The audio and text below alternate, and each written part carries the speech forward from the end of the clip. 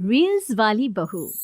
प्रज्ञा को रील्स बनाने का बड़ा ही क्रेज है और वो दिन भर रील्स बनाती रहती है। खाते पीते घूमते फिरते घर में कॉलेज में रील्स बनाने के कारण प्रज्ञा पूरे कॉलेज में हाईलाइटेड है।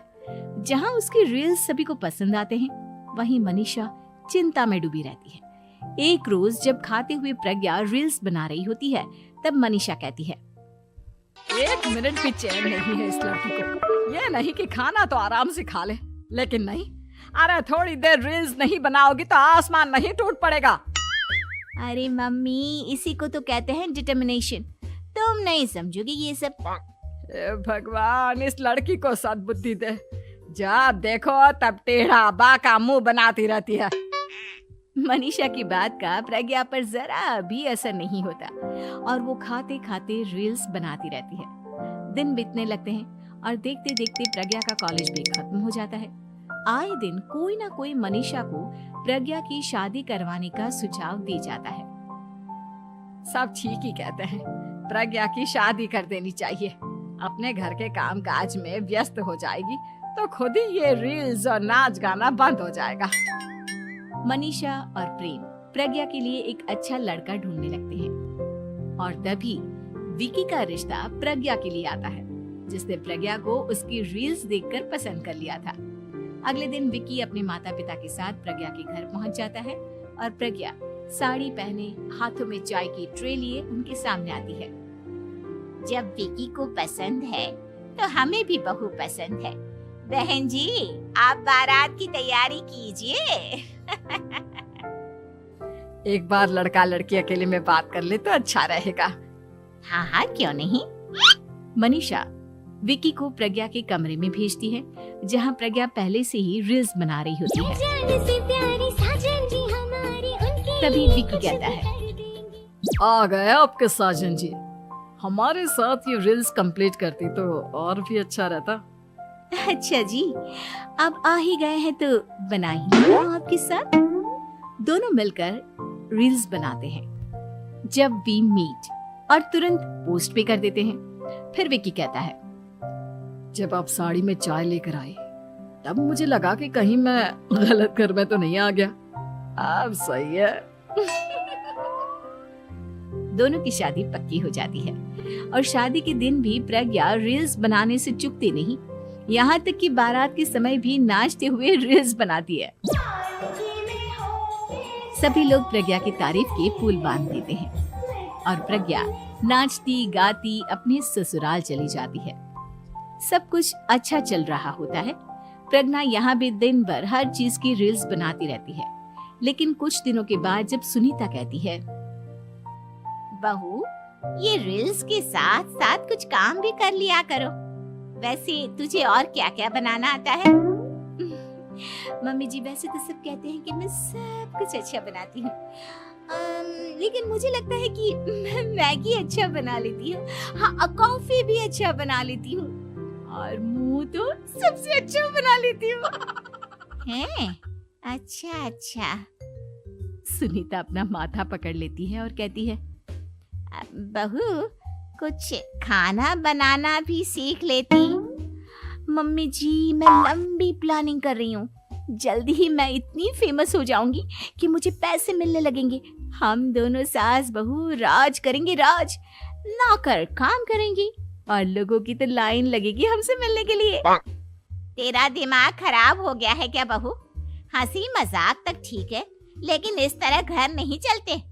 जितना जल्दी हो इस घर के तौर तरीकों को सीख लो। प्रज्ञा मुंह घुमाकर चली जाती है और तुरंत उसी वक्त एक रील बनाती है। ये देख सुनीता का गुस्सा 7वें आसमान पर चला जाता है और विकी के घर आती ही सुनीता उसे सब कुछ बताती है। विकी भी अब प्रज्ञा की इन हरकतों से परेशान हो जाता है। तुम टेंशन मत लो मम्मा, मैं देख लूंगा। विकी कमरे में जाता है तो देखता है कि प्रज्ञा रील्स बना रही है।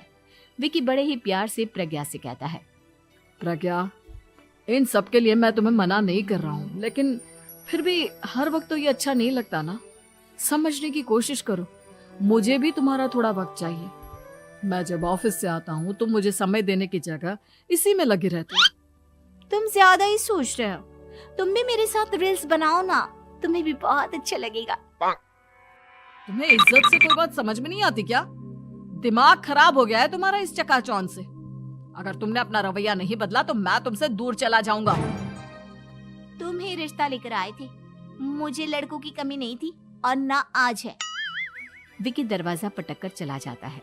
धीरे धीरे विकी प्रज्ञा से दूर होता जाता है। एक रोज मनीषा प्रज्ञा के ससुराल उससे मिलने जाती है। तब सुनीता उससे कहती है, बहन जी, अब आई हैं तो कुछ दिन यहाँ रहकर जाइएगा, आप ही का घर है।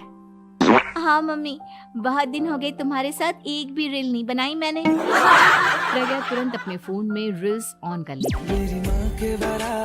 ये सब मुझसे नहीं होता। तेरा ये भूत अभी तक नहीं उतरा क्या? बहन जी, आप कुछ कहती नहीं क्या इसे? जब आप ही कुछ नहीं कर पाई तो मैं कर ही क्या सकती हूँ। सास तो वैसी ही बदनाम है। शाम को घर की लाइट चली जाती है और मनीषा प्रज्ञा से कहती है, मेरे घुटनों में बहुत दर्द हो रहा है, तू लाइट का कुछ इंतजाम करना बेटा। अच्छा, कैंडल जला देती हूँ मम्मा।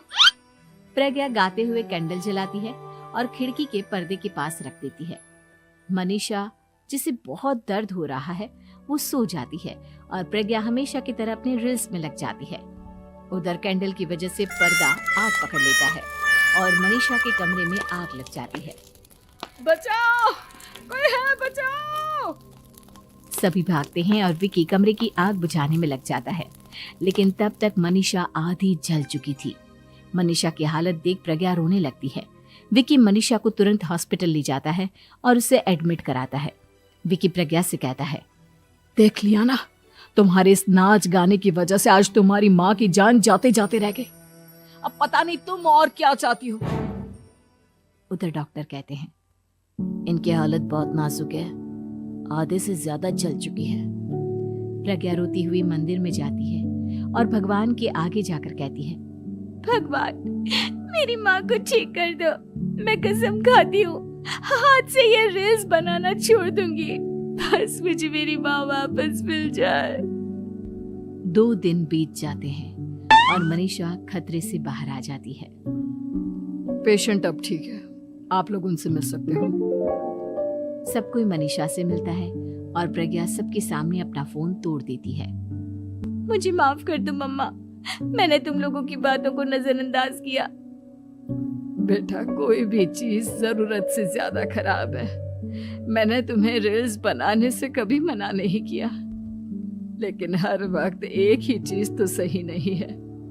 मैं समझ गई हूँ मम्मा, आई एम सॉरी। प्रज्ञा उस दिन से रील्स बनाना छोड़ देती है और पूरी तरह से अपने